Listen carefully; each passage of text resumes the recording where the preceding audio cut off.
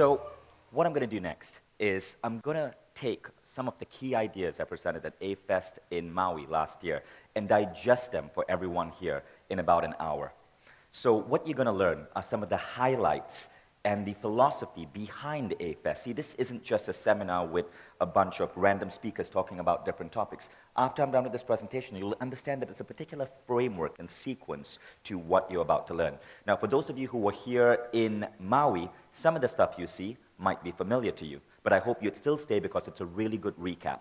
And at the end of the presentation, I'm going to ask you to update the 3 most important questions list that you created at Maui, and we're going to do it with this new group of A-Festers. Okay? So, let's get started.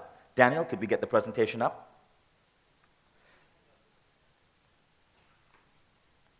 So I call this the theory of awesomeness, and yes, it is a scientifically validated theory. See, in New York in 2002, that was the apartment I lived in. Now, that was really where Mindvalley was started. I moved into the apartment. I was earning maybe a really low salary. This was in Times Square. Back in 2002, this was one of the most unsafe parts of New York. And in fact, this is really the apartment that Mindvalley started in. So it's kind of interesting that one of the world's biggest meditation companies actually started there because 2 years before we moved in, this was technically a Thai massage parlor. And we all know what Thai massage parlor means in reference to Times Square. Yes, Mindvalley was started in a former whorehouse. Now, since then we've grown. We now have beautiful offices, about 100 people from 31 countries. We're now based in Malaysia.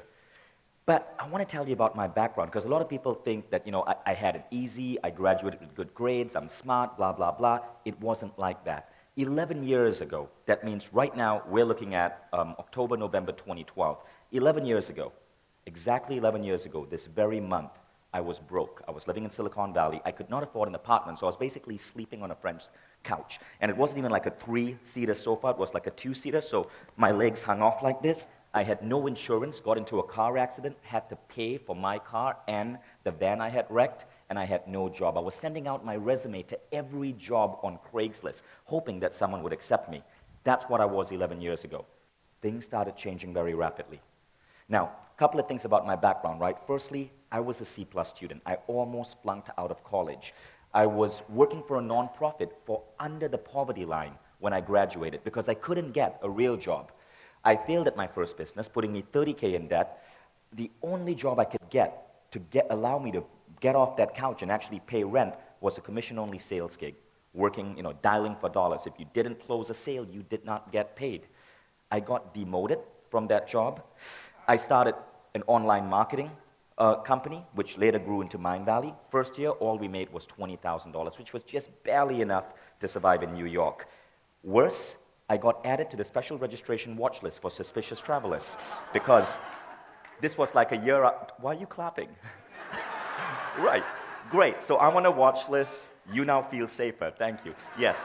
See, after September 11, if you were brown and unshaven like me, and you show up in JFK, weird shit would happen. So one day I showed up in JFK, they pulled me aside and they told me I was now on this watch list where I could only fly in and out of the US in certain airports, but the worst was this. I had to live on parole.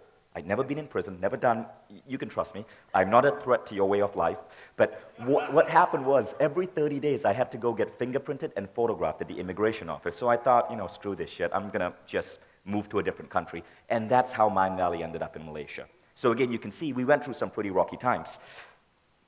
But the funny thing was this, that first year, before I got added to the watch list and had to leave the country, that first year when I was trying to build my business, it really wasn't about building a business. It was about this strange little game I had going with my friends. See, I started a little website, and the first month I lost money, the second month I lost money. By month 3, I was making a grand frickin' total of $4.50 every single day. Now that was cool, because I dug Starbucks. And what this meant is I could walk into any Starbucks in New York, and with that $4.50, get a grande coffee. Now by month 4, I was making $6.50 a day. Now, venti with whipped cream and hazelnut flavoring. That was pretty cool. By month 5, I was earning about 12 bucks. Now it was a grande venti coffee and a Subway sandwich, and that's what I lived on, Starbucks and Subway. And I was proud of it. I would remember being in bars with my friends and brag to them about this online business that allowed me to drink Starbucks and eat Subway for free every single day. And in my mind, that was it. It turned into a game. I had actually gamified the process. I was loving it. I was loving the entire process. I didn't really care that, there'd be days when I'd lose money or that the grand total profit for a single day's work might sometimes just be 12 bucks. It was a game and I freaking loved it. Then, 1 year later, the money really started adding up. And I had to certainly build a business. Now we were in Malaysia. Those were our first employees. And all of a sudden, the fun stopped. The game stopped. Now I had to worry about employees, taxes, rent, all that other stuff that I didn't really want to care about. And things started collapsing. For the next 4 years, I wasn't having fun. I was miserable. I liked coming to work, but we had a lousy office, horrible commutes, and no matter how hard I tried, I couldn't grow the business. It was 4 years of struggle. The funny thing is, in 2008, which isn't that long ago, something shifted in me. And I certainly went back to my Starbucks and Subway days. Something shifted. And when that shift happened, the Mind Valley, the business, and my life suddenly started accelerating. Within 1 year of that shift, I was a cash millionaire. Even though in 2008, I was actually in debt. I owed more money than I was bringing in. My business partner was also in debt for his education. We'd been running a business for 5 to 6 years, but was still broke. But 1 year after that shift, the business had grown 400%. We had $1 million cash each in the bank, and life just started growing, improving at this tremendous pace. So the question is, what was that shift? I had it in year 1, then I lost it for the next 4 years, then it came back later, and you can see our revenue growth and how that shift corresponded to it. It came back in 2008. Now, that mind shift is what I now call the theory of awesomeness. Sometimes in some presentations I refer to it as the flow state, but it's basically that. And it's based on me recognizing that there was a subtle balance in what was going on in my life. It was a balance of two opposing forces. One was the idea of being happy in the now. The other, having a vision for the future. Really simple. Happy in the now, vision for the future. Being happy with where you are right now, being content, even if you're making $4 a day, getting a free cup of Starbucks coffee, yet having a vision of what you want to build in the future. But it's a really delicate balance, and the fact is maybe less than 1% of the population happens to achieve it. Now, based on this balance, you can exist in 4 different states of mind. The first is a negative spiral. You're not happy, and you have no vision for the future. In other words, you're depressed. And when you're depressed, life sucks, and you're probably going to need to seek some serious help. The second state is what the vast majority of humanity is in. You're happy in the now, but you have no vision for the future. So what's going on over here is you're content with your life. You're content with your job, but there's no vision pulling you forward. Now, some people might ask, well, if I'm happy, what's the problem, right? But this is the problem. If you aren't growing, you're doing a disservice to your mission and to the world. You've got to dream big, play big, push your boundaries. In the words of Marianne Williamson, let your light shine so that you can grant permission for others to do the same. Yet, most people in the world stay content with just living in the now, but not having a true vision for where they want to take their life and how they want to serve the planet. Now, then you come to another big group of humanity. I estimate this to be about 20%. They have a vision for the future, but they are not happy in the now. Now, these are often entrepreneurs. You have that vision for that next bold office, that next sales goal, that next revenue target, the next group of employees you want to hire. But for whatever reason, because there's a disconnect between your vision and where you are now, you cause yourself to feel stress, anxiety, or worse, unhappiness. You forget to live in that now. And finally, there's the fourth state, where you are happy in the now, and you have a vision for the future. Now, here's the crazy thing, right? And I can't really explain why this works, but I've constantly found that when you're in this fourth state, the state of flow, it's almost as if the universe has your back. And I can't explain it, but it's as if the right people, the right coincidences, the right opportunities just seemingly come out of space and come to you. Has anyone experienced this? Almost everyone has. The trick, though, is staying in that state for longer and longer periods of time. So that's what I'm hoping to teach you guys today. The recognition of the flow state and giving you guys some tools that will let you stay in this flow state for extended periods of time. So it's a mental state of mind in which you are pulled forward by big goals, yet happy where you are now. It creates a feeling of growth and a feeling of being lucky. So that's pretty much how you can visualize it. And we tend to move between those four boxes throughout our life. The trick is staying consistently in flow. When you can pull this off, your impact on the planet, your life, starts skyrocketing towards really epic awesomeness. I can't think of a more technical word. Okay.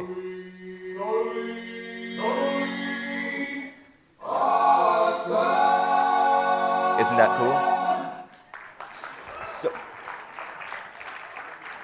thank you, Sean. Now, the paradox of intention comes from a great book called Quantum Success, and I like the way the author summarized it. You must have goals, but your happiness cannot be tied to these goals. You must be happy before you attain your goals. Think about that. You have to learn to detach your happiness from your goals. Your goals exist, but your happiness should not be tied to them. See, I never felt unhappy if during year one I did not win a free cup of Starbucks coffee, because what was it? A free cup of Starbucks coffee. But so it's good to have goals, but the thing is, you cannot tie your happiness to it. Now, there's this awesome quote that describes probably one of the most amazing men who lived this century, and it says, and this is what this man was described as by his biographer: the root of his reality distortion was his belief that the rules did not apply to him. He had evidence for this. In childhood, he had often been able to bend reality to his desires. He had a sense that he was the chosen one. He thinks that there are few people who are special, like Einstein and Gandhi and the gurus he met in India, and he's one of them. And I've noticed this about a lot of great entrepreneurs or businessmen or revolutionaries I've studied. They seem to feel that they can almost bend reality. I believe this is true.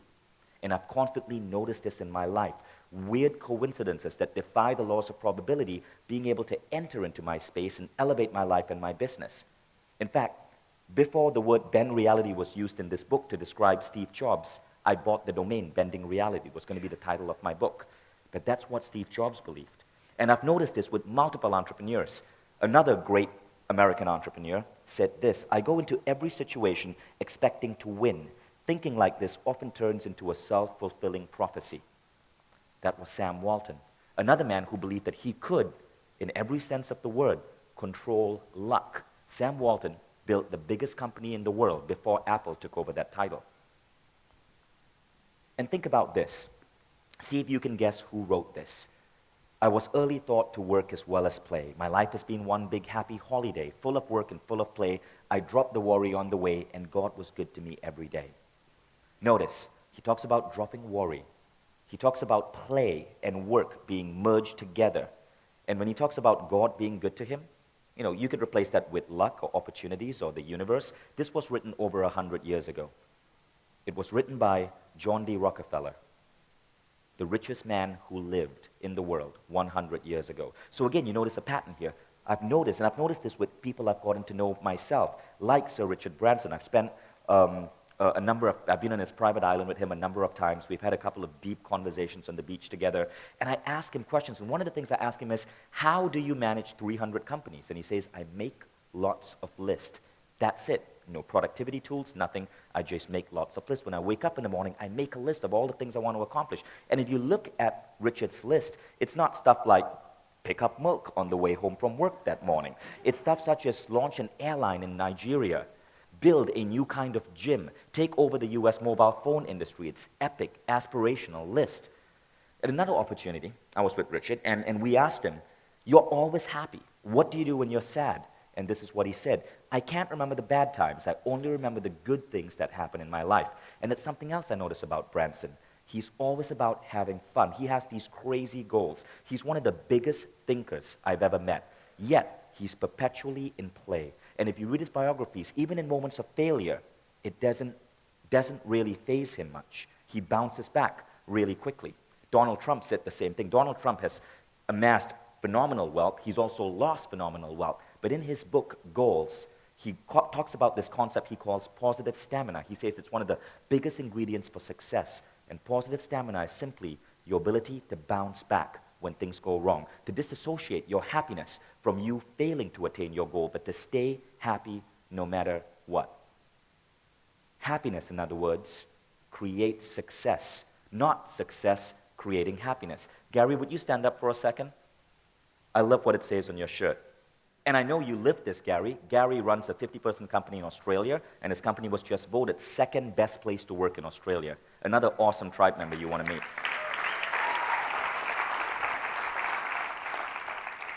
So, back to the 11 commandments of happiness, right? How does this relate to what we are talking about right now? Well, if you look at it, it's about two things: happy in the now, vision for the future. Every talk, everything we do here at Awesomeness Fest is designed to elevate you in both these areas. That's why this isn't just a goal-setting seminar. That's why we inject so much fun and happiness and connection. So again, if you look at the items, spirituality, being in a natural state, having an energetic body, having great social circles that inspire you, self-awareness contribute to being happy. And aspiration, wealth, optimism, mission, experiences contribute to vision for the future. Education really falls under both realms. Every talk, every speaker here at Awesomeness Fest is really giving a talk in one of these areas. So, happiness in the now, how do we get there? What I'm going to teach you next are a couple of really simple hacks. Hacks to basically work with your brain to elevate levels of happiness, scientifically proven hacks, and hacks to elevate your aspiration. And in the next 30 minutes, what I'm hoping to do is completely transform the way you view your life and undo years of bad programming from schools, parents, teachers, preachers. Okay? So the first thing is that you need to understand is this. As human beings, our physical evolution is way ahead of our spiritual evolution. Now, here's what I mean. I want you all to raise your right hand. Go ahead. Now, take that right hand and wrap it around the person on your right. Great. Get a little cozy. Now, I want you to gently take your left hand, push their hair back, lean up, and sniff their neck.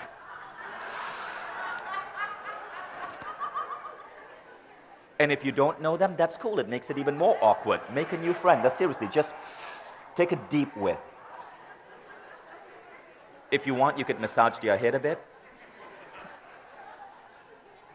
Great. You can stop now. You can continue this tonight at the beach. Now, let me ask you guys this. What did you smell? Anyone? Hair. Okay. What else did you smell? Cocoa butter? Okay. What else? You smell love? Whoa.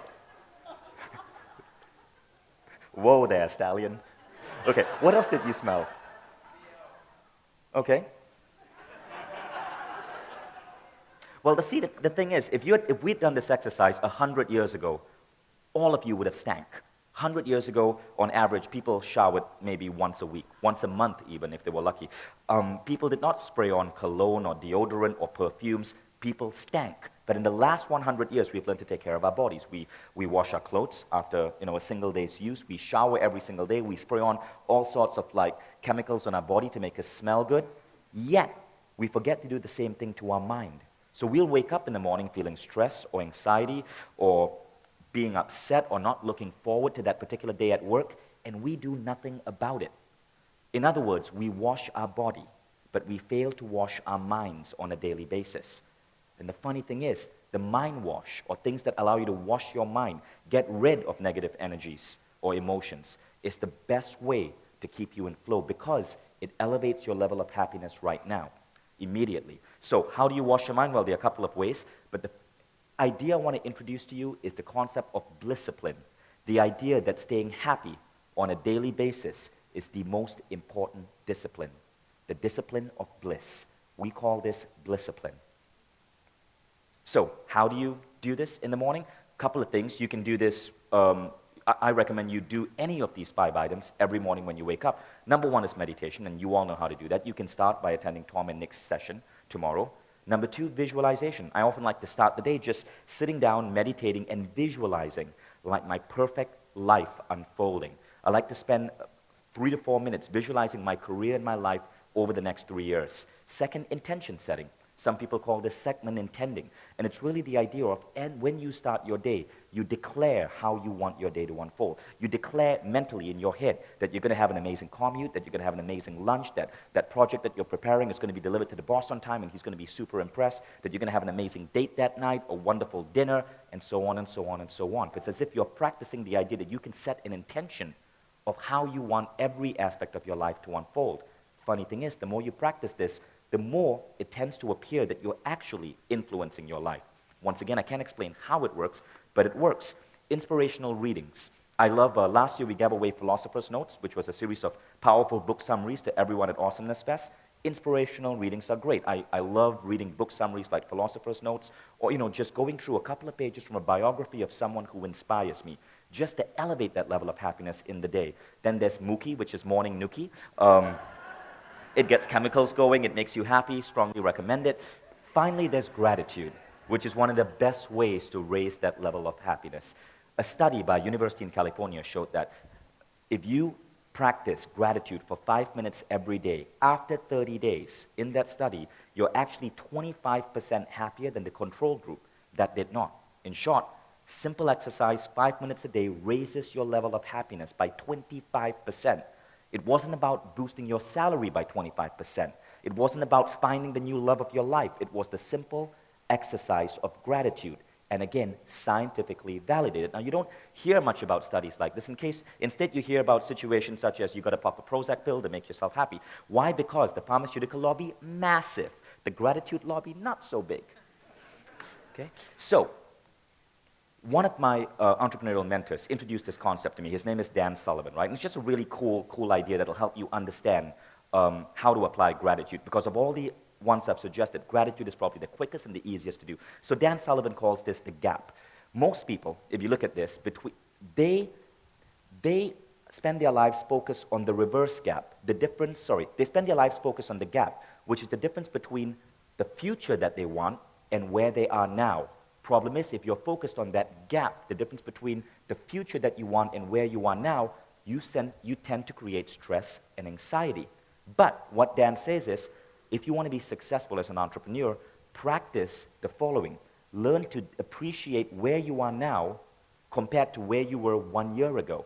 So close your eyes for a moment. Think about where you were 1 or 2 or 3 years ago.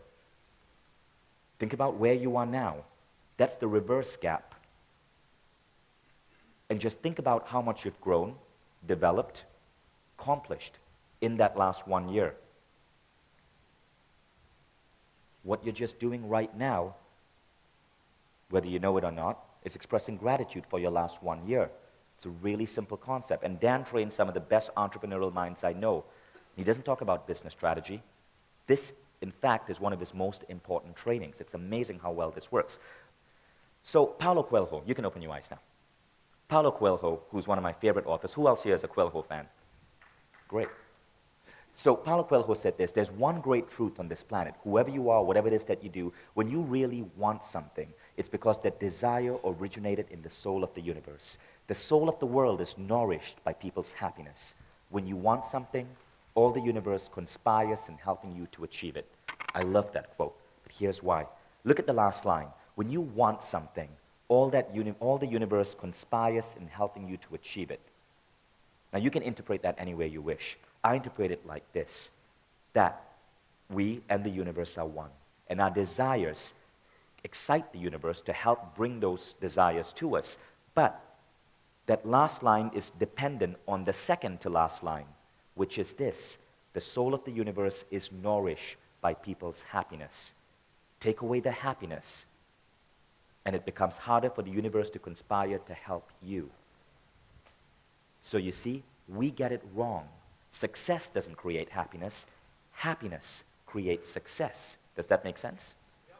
So let's now give you a couple of mind hacks for vision for the future. And I'm going to give you my favorite mind hack. Okay, so the first thing to understand is that society has brainwashed you. What we think we want and what we truly want are two completely different things. So what is it that we think we want? Well, from the time you're young, you're trained to believe that you need to go to high school, you need to get good grades, then you need to make it into a good college, then you need to get a good GPA, then you need to get a job, you need to earn a decent wage, you need to save, you need to study something that will hopefully pay back for your college debt, you need to find a good woman or a man, you need to get married, you need to get kids. There are all these rules that society says we have to live by. The result is the fact that 95% of Americans, or Canadians, or people all around the world, they basically grow up with this belief that they got to slave and sacrifice the first 50 years of their life so that they can someday retire and then take a vacation in places like Cancun. But what if all of that is wrong? What if those were simply means goals? And if those are means goals, and means goals are simply a means to an end, what are end goals like? When end goals are the things that truly make you happy. End goals are things such as studying something you truly love. I studied computer engineering and I hated it. I actually got myself fired from Microsoft. What I wanted to be was an actor and a photographer. So in college, I failed at everything except performing arts and photography. I wasted 4 years of college because I was pursuing a means goal. Because to me, I didn't see photography or theater as being my path to happiness. I thought it was going to be getting a computer engineering degree. And all of us make this mistake. So the idea is you forget the means, you go straight for the end. You go straight for the idea that there are certain visions and ends in the world that you want to experience. Maybe it's amazing travel. Maybe it's opportunities for growth. Maybe it's meeting the love of your life. Maybe it's moving to South America for a year. And you hack your way to that end. I'll show you how in a moment. Okay? So why do so many of us end up there? It's because of this concept called rules. A rule is simply a bullshit rule. A rule that does not need to exist, but society drums it up. So, what are rules? Well, firstly, remember this. Outside the rule of physics and the rule of law, all other rules are illusions we have chosen to believe. Smash the ones that no longer apply to you. The only rules that are meant to exist are the rule of law and the rules of physics. Everything else, a rule. I met a guy called Peter Diamandis once, and he transformed my life because he's a guy who just refuses to play by the rules. Peter Diamandis started the X Prize Foundation, and he is the guy who helped move mankind to space. Basically, what Peter did was he decided to raise $1 million and $10 million, and declared that this was going to go to whichever engineer or entrepreneur could figure out a way to make private space travel possible. They had to build a plane that could take 2 people to space, land, and go back to space and land again. Someone did build that plane. It was acquired by Richard Branson. It became Virgin Galactic. And Peter Diamandis and the X Prize helped pave the way for space travel. Now, Peter says that's not enough. There's so much more he wants to do. So he's launched an X Prize for education, to bring education to third world countries. He's launched an X Prize to bring fuel efficiency to cars. He's launched X Prizes to solve all the world's problems. And he's constantly launching these. But this is how Peter thinks, right? So when Peter first wanted to build the X Prize for space travel, he went to NASA, and I'm going to read this out to you. I had tried to get on NASA's zero-G plane and couldn't. I thought there must be a market for this, so we raised 500 grand. We walked into the California Space Authority office and pitched the idea. They said regulations wouldn't allow a plane to do a parabolic flight and with passengers whose seatbelts were unstrapped. And I said, that's bullshit. I proceeded in an 11-year effort to get permission from the Federal Aviation Administration. Today, we've flown 300 flights, 12,000 customers. Amazing. Now, did Peter stop? No. This year in April, Peter launched Planetary Resources, a company to mine asteroids. It was all over the news, all over the Daily Show, and that's the kind of man he is. Who says we can't mine asteroids? Just like that movie Armageddon. That's what he's doing next. It's crazy cool. So what are your rules? What are the bullshit rules that you've chosen to believe? Is it the idea that maybe you need a master's degree to be successful? Or you need to get a good job? Or you need to complete that law degree? Or accountancy degree, even worse? The pursuit of money is inherently bad. This rule holds so many people back from wealth. Money is freaking amazing. Yet, we've been trained to believe it's bad. I had a guilt issue around money as well, and it dramatically held back my business. College education is necessary. I don't think it is. In fact, one of the people in our audience, Michael Ellsberg. Michael, are you here right now?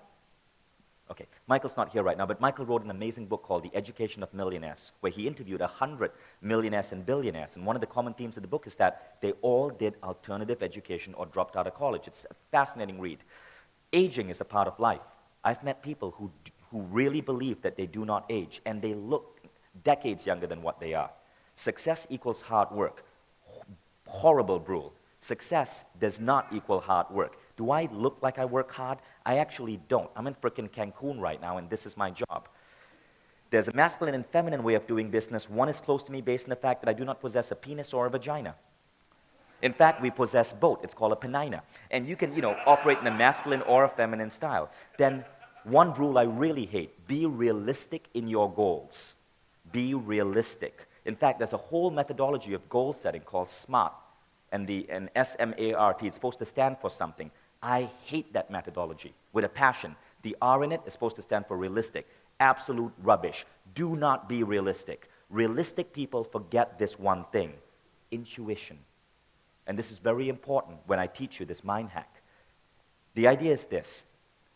You do not need to know how to attain your goal to set that goal. So when I met Branson, one of the things I remember asking him is, how do you choose your business partners? And he said this, I make up my mind about whether I can trust someone within 60 seconds of meeting them. Within 60 seconds of shaking a person's hand, he knows whether he wants to do business with this person. Intuition.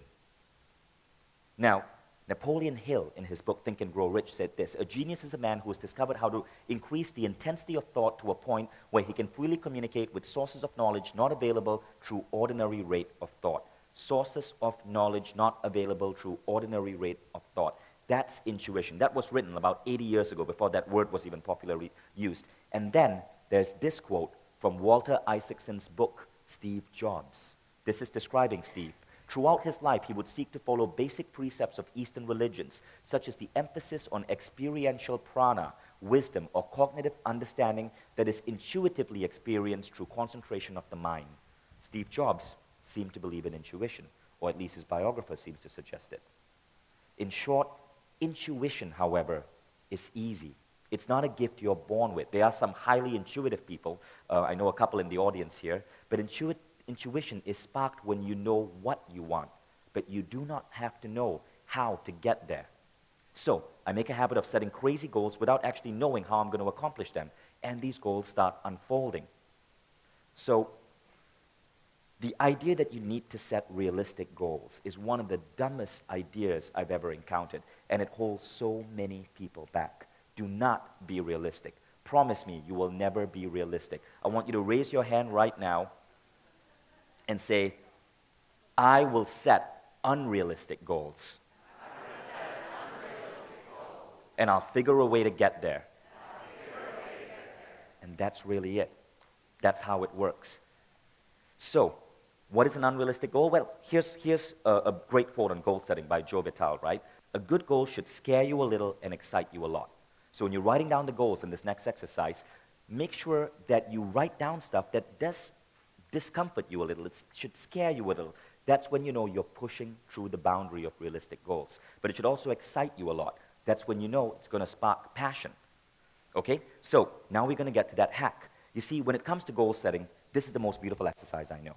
And it's a massive shortcut to goal setting. I call it the 3 most important questions. Now, many of you have done this. You've seen my video online, or you did this at Awesomeness Fest last year. Not a problem.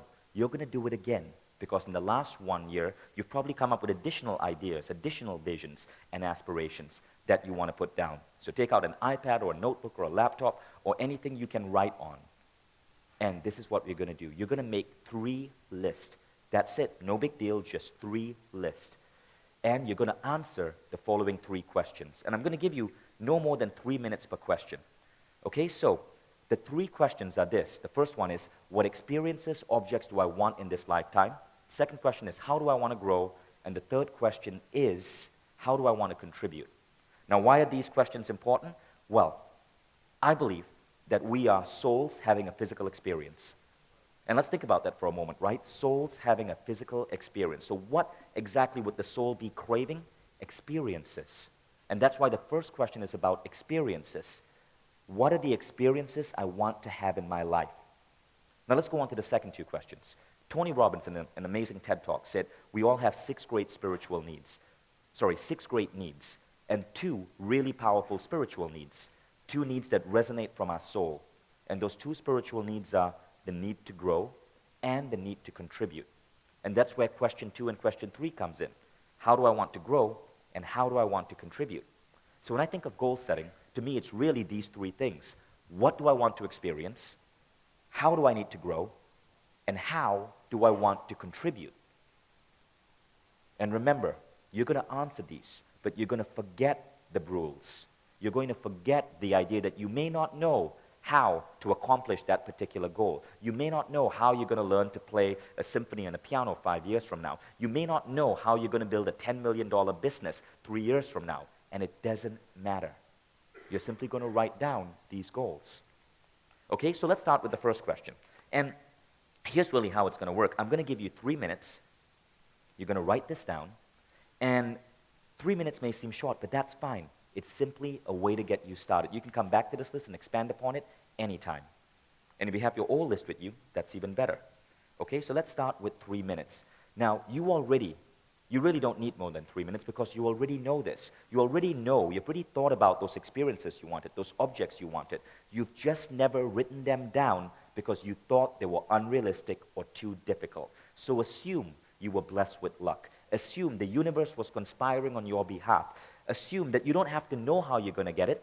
The answer will come to you through tapping into your intuition. Write down the experiences, the objects you'd like to experience. And as you're writing this down, I'll toss out some ideas.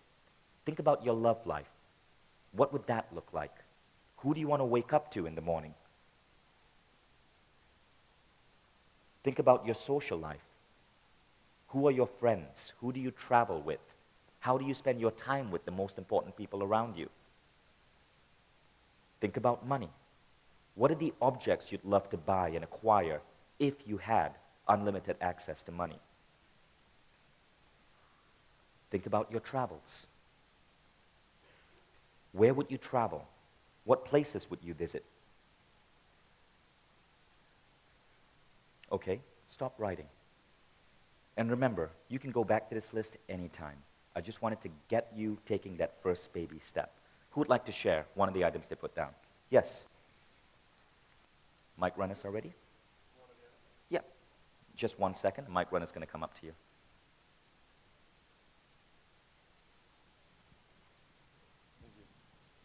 A Lamborghini. Say that again. A Lamborghini. A Lamborghini. Awesome. Next. Jeff, I want to experience the ecstasy of hearing Monty's theme song on Broadway and in an elevator.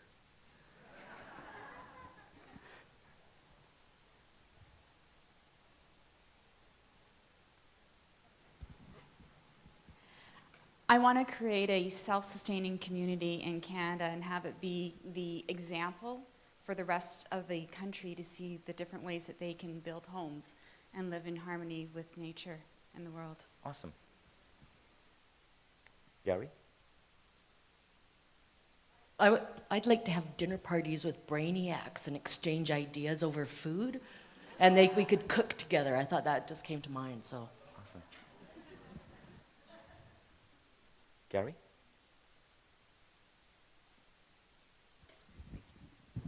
Is this thing on? A world full of people who are appreciative of the now and excited about the future. Awesome. Thank you. And now, we're going to go on to the second question. How do you want to grow? Now again, like Tony Robbins said, growth is a deep spiritual need. And if we aren't growing, we are stagnating. So, what you're going to write down here, ideas on how you want to improve your learning, your skills. I'm going to give you a few things to get started with. So I've started the timer. Feel free to start writing. And as you're writing, I'll toss out some ideas. Health and fitness.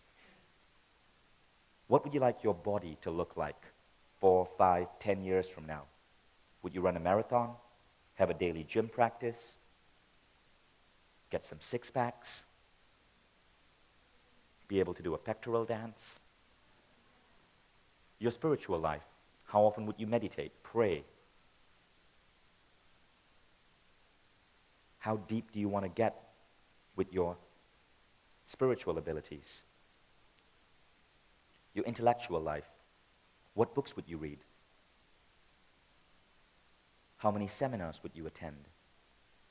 What new skills would you learn? Musical instruments, or business skills, or creative skills? Okay, let's have a few people share. Yes. My name is Megan. Hi. Hi. I'm Megan Jennifer. And one of the things that I really want to grow in is to revamp and polish all of my scales. I'm a violinist, and I've gotten out of practice. So I want to commit to revamping those and growing and increasing that skill set again for every weekday and not the days that I'm on vacation. Awesome. Thank you. Mine's really simple. I want to live to 150. I like that. Yeah. Yes. Or Mila, more. right up front. I got it. One of those ones that I have no idea how to do, but I put down, understand on an experiential level the nature of the universe. Awesome. Right over there. I would like to meet with, work with, and study under the top mind, body, spirit gurus on the planet. Thank you. I have many, but one is to be an unconditionally loving, totally giving, and very playful grandma for my grandson. Awesome. So, Hey. the last one.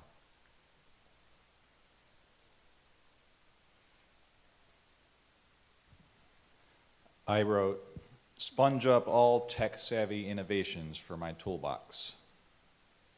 Awesome. Now we go on to the final question, right? And if you guys hadn't figured it out by now, what you're really doing is building a bucket list. That final question is, how do you want to contribute to the world? And again, Tony Robbins said, experiences, all that other stuff will bring you happiness, but fulfillment comes from giving. So, what would now you can contribute through your career by writing a great book, doing great service at work, through your family life by raising great kids. The Dalai Lama said it best, you're happy when you help others become happy. Okay, so start writing. What are the different ways you would want to contribute to the world? What gifts can you give? How would you elevate others? And you can contribute through time, money, sharing your skills, creating art or books or music that contribute to human creativity.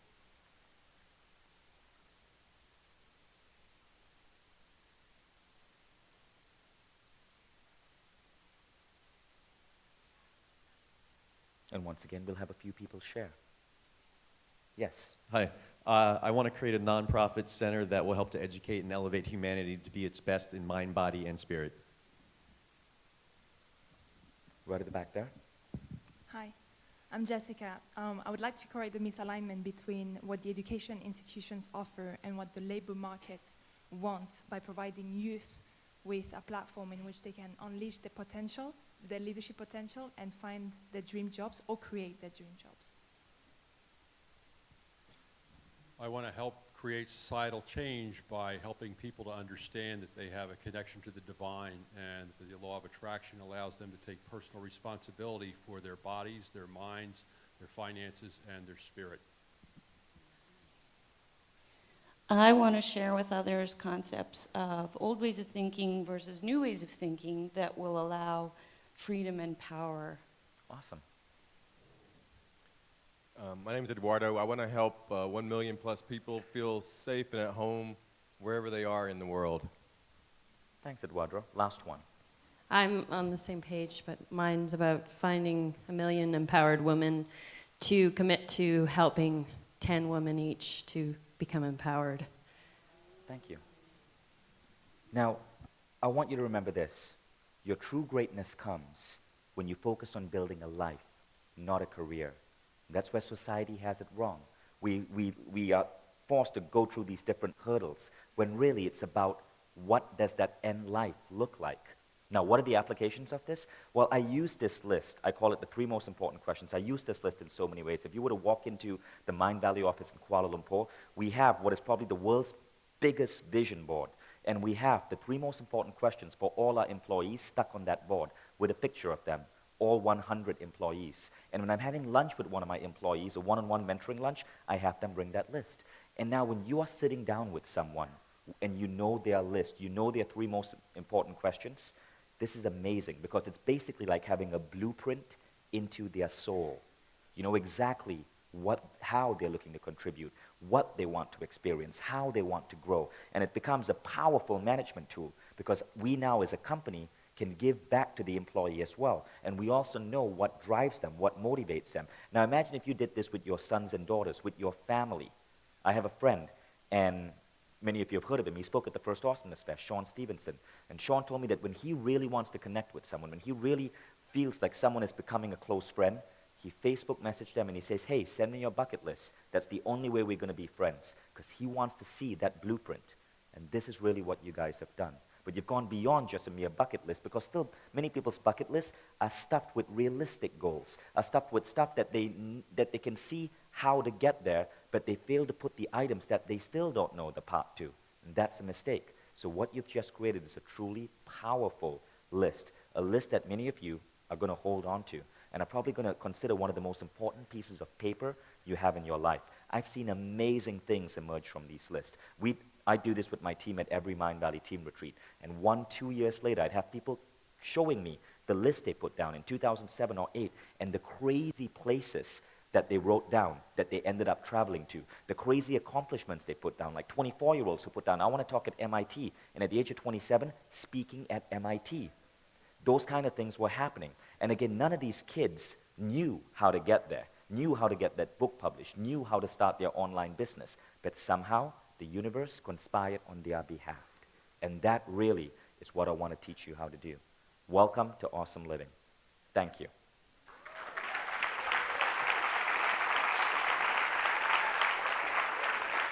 Thanks.